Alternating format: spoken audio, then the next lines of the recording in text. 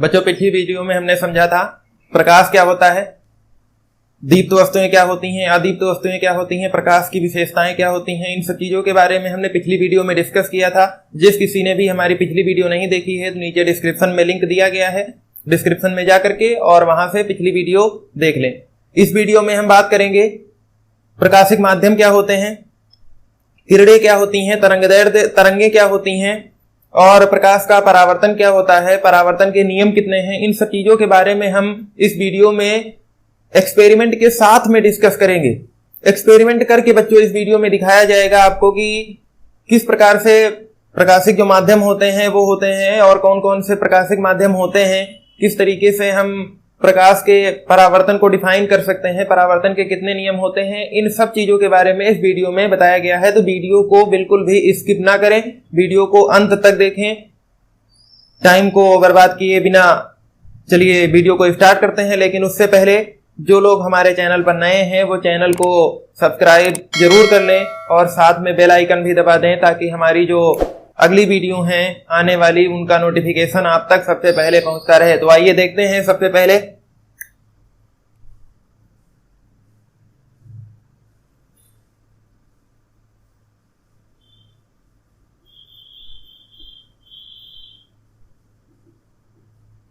प्रकाशिक माध्यम। देखिए बच्चों, प्रकाशिक माध्यम क्या होता है। प्रकाश जिन माध्यमों से होकर के गुजरता है उन्हीं को क्या बोलते हैं, प्रकाशिक माध्यम कहते हैं। अगर प्रकाशिक माध्यम की बात करें तो प्रकाशिक माध्यम कितने होते हैं, 3 प्रकार के प्रकाशिक माध्यम होते हैं। पहला हो गया हमारा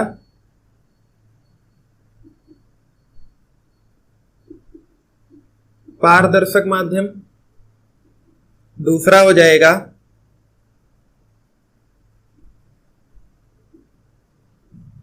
अपारदर्शक माध्यम और तीसरा हो जाएगा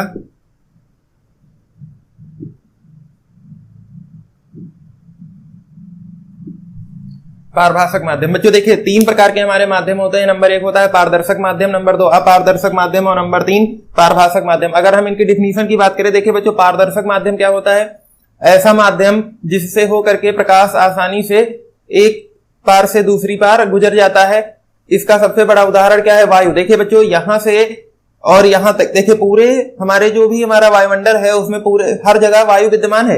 यहां से यहां तक पूरी हमारी वायु है, लेकिन जो कुछ मैं बोर्ड पर लिख रहा हूं वो आपको पूरा दिखाई पड़ रहा है। तो इसका मतलब क्या है कि प्रकाश पूरी तरीके से इसमें गुजर पा रहा है।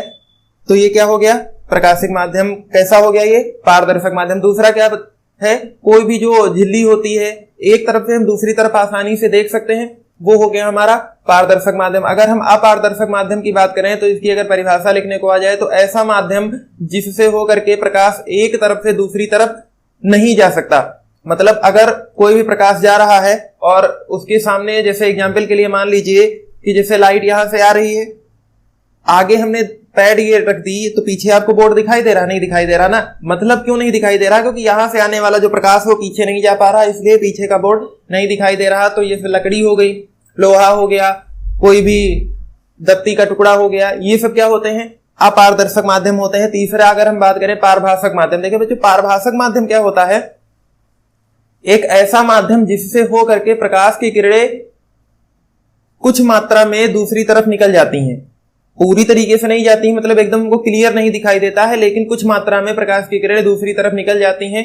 वो माध्यम क्या कहलाता है, आप पारभाषक माध्यम कहलाता है। उदाहरण की अगर हम बात करें तो जैसे कोई घिसा हुआ कांच हो गया, तो उसमें क्या होता है कि दूसरी तरफ हमको दिखाई देता, लेकिन कैसा दिखाई देता, धुंधला दिखाई देता, एकदम क्लियर नहीं दिखाई देता। कोई तेली कागज, मतलब ऐसा कागज जिसपे तेल लगा हुआ हो, तो उसमें क्या होता है कि दूसरी तरफ हमको हल्का हल्का दिखाई देता है। जैसे अगर मैं एग्जाम दिखाऊं आपको, देखिए ये एक कागज है जिसमें तेल लगा हुआ है। अगर इसको हम आगे कर दें तो देखिए ये हल्का हल्का दिखाई दे रहा है, मतलब ये क्या है, पारभाषक माध्यम है जिससे होकर के प्रकाश की किरणें कुछ मात्रा में दूसरी तरफ निकल जाती हैं। समझ में आ गया बच्चों। चलिए अब आगे अगला हम जो टॉपिक बात करेंगे वो हो जाएगा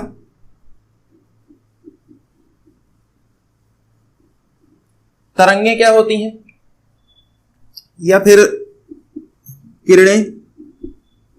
तरंगे या फिर किरणें होती क्या है।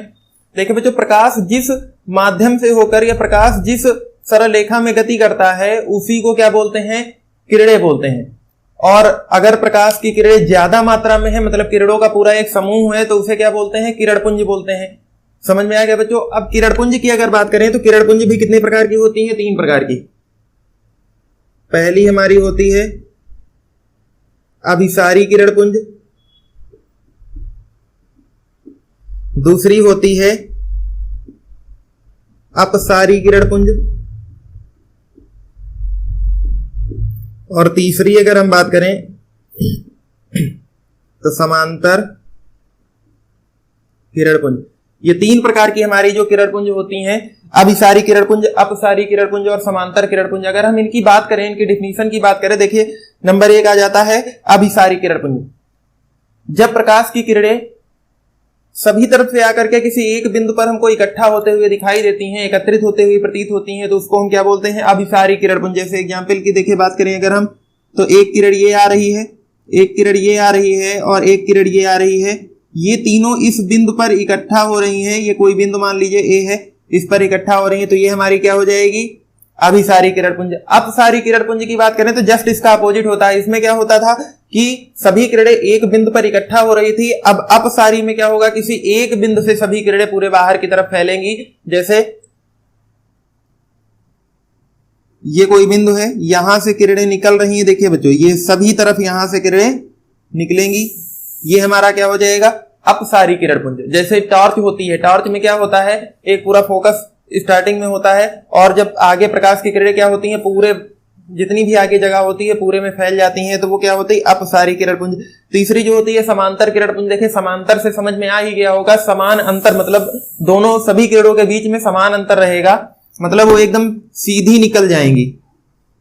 जितनी भी किरणें होंगी एकदम सीधी निकल जाएंगी, वो क्या हो जाएगा? समांतर किरणपुंज। समझ में आ गया बच्चों? उम्मीद करता हूं इतना आपको समझ में आया होगा। अब आगे हम बात करेंगे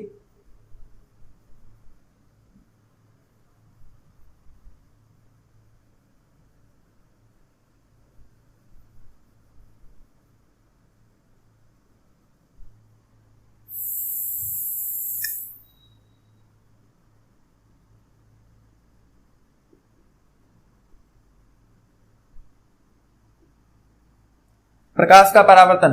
तो प्रकाश का परावर्तन होता क्या है? अगर हम डेफिनेशन की बात करें तो जब प्रकाश किसी चिकने अथवा चमकदार तल पर पड़ता है तो प्रकाश का अधिकांश भाग अपने ही माध्यम में वापस लौट जाता है। इसी को क्या बोलते हैं? प्रकाश का परावर्तन। देखिए बच्चों, अगर हम डायग्राम से समझें तो ये हो गया हमारा एक तल, दूसरी तरफ इसमें क्या होता है? कोई भी पेंट कर दी जाती है, मतलब जिससे कि प्रकाश दूसरी साइड में ना जा पाए। जैसे कि कोई भी दर्पण होता है, दर्पण में क्या होता है कि एक साइड पे पेंट होती है, दूसरा भाग चिकना हुआ होता है। वो हम आगे की क्लास में दर्पण की जब क्लास पढ़ाएंगे तो उसमें हम समझा देंगे। वैसे इसमें भी क्या होता है? एक समतल दर्पण होता है। जैसे मैं समतल दर्पण अगर आपको दिखाना चाहूं तो देखिए बच्चों, ये हमारा हो गया एक समतल दर्पण। देखिए इधर से आपको जो भी है एकदम क्लियर दिखाई दे रहा, दूसरी साइड पे क्या किया गया? इस पे एक पेंट की गई है।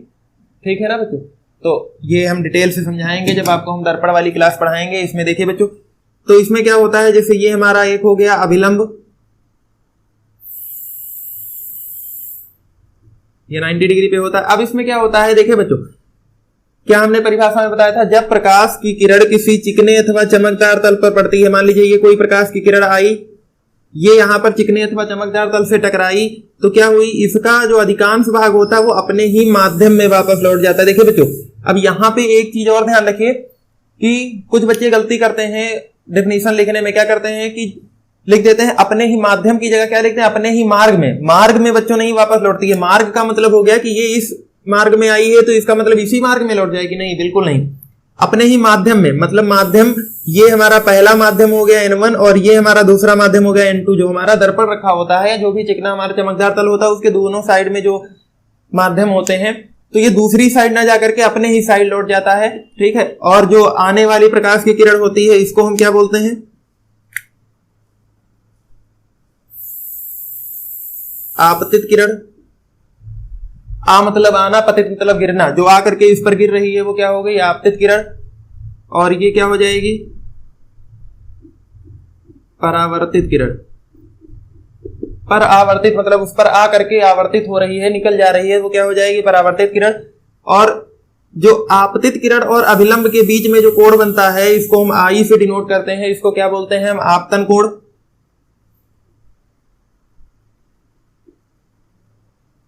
और जो अभिलंब और परावर्तित किरण के बीच में कोण बनता है उसको हम आर से डिनोट करते हैं, इसको हम क्या बोलते हैं? परावर्तन कोण।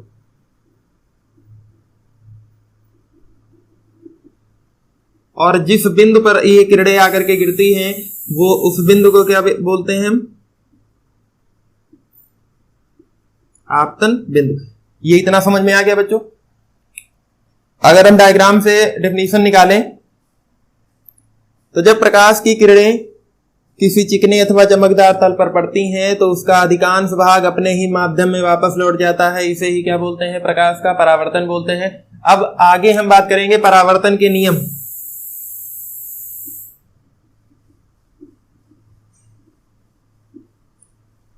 देखिए बच्चों, परावर्तन के कितने नियम होते हैं? परावर्तन के 2 नियम होते हैं। 2 नियम। पहले नियम की अगर हम बात करें तो क्या होता है? देखिए बच्चों, आपतित किरण, परावर्तित किरण तथा आपतन बिंदु पर खींचा गया अभिलंब तीनों एक ही तल पर होते हैं या फिर एक ही तल के एक ही बिंदु पर होते हैं। देखिए, जो आपतित किरण हो गई, परावर्तित किरण हो गई, आपतन बिंदु पर खींचा गया जो अभिलंब होता है वो तीनों एक ही तल पर होते हैं या फिर एक ही तल के एक ही बिंदु पर होते हैं। ये इतना समझ में आ गया। ये हमारा हो गया पहला नियम। दूसरे नियम की अगर हम बात करें तो आपतन कोण और परावर्तन कोण आपस में बराबर होता है। ये हमारा क्या हो गया?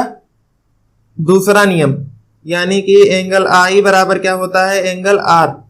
ये हमारा हो गया सेकंड नियम। ये इतना समझ में आ गया बच्चों। मतलब ये है कि जितने एंगल पर ये किरण यहां पर आएगी उतने ही एंगल से ये क्या होगी? रिफ्लेक्ट होकर के बाहर निकल जाएगी। ये इतना समझ में आ गया बच्चों। उम्मीद करता हूं कि जो कुछ भी आज की वीडियो में हमने समझाया वो आपको अच्छे से समझ में आया होगा। अगली वीडियो में हम बात करेंगे कि दर्पण क्या होते हैं, दर्पण कितने प्रकार के होते हैं, प्रतिबिंब क्या होते हैं, प्रतिबिंब कितने प्रकार के होते हैं। इन सब चीजों के बारे में हम अगली वीडियो में डिस्कस करेंगे। वीडियो को अंत तक देखने के लिए धन्यवाद। अगर आपने अभी तक हमारे चैनल को सब्सक्राइब नहीं किया है तो हमारे चैनल को सब्सक्राइब कर दीजिए, और अगर वीडियो पसंद आई हो तो वीडियो को लाइक कर दीजिए। और जो कुछ भी अगर कुछ समझ में ना आया हो तो नीचे कमेंट बॉक्स में कमेंट करके जरूर बताइए। हम अगली वीडियो में उसको फिर से एक्सप्लेन करने की कोशिश करेंगे। तब तक के लिए बने रहिए हमारे चैनल AB सॉल्यूशन के साथ। धन्यवाद।